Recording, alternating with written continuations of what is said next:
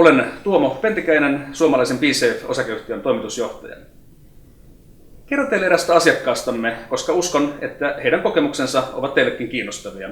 Kyseinen asiakas on eräs iso kansainvälinen vakuutusyhtiö. He tulivat keskustelemaan kanssamme, koska heillä oli 2 ongelmaa. Ensinnäkin he toimivat bisneksessä, jossa kilpailu on todellakin murhaavaa. Jokainen vakuutusyhtiö tarjoaa enemmän tai vähemmän identtisiä palveluita. Erottautuminen on todella vaikeaa.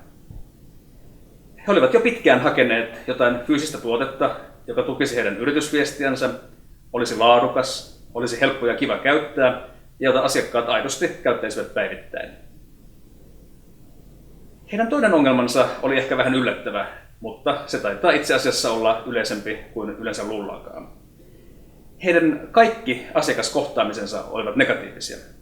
Miten se on mahdollista?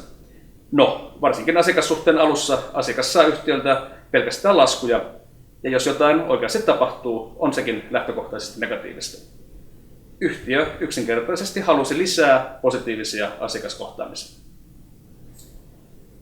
He valitsivat BeSafe Budin ja saivat sen mukana 2 asiaa. Ensinnäkin he saivat asiakkaidensa käyttöön laadukkaan, yritykselle brändätyn fyysisen tuotteen, jota asiakkaat arvostavat ja aidosti käyttävät päivittäin. Mutta mikä vielä paljon tärkeämpää, Budiin liittyy olennaisesti älypuhelimen sovellus, jota asiakkaat myös käyttävät päivittäin.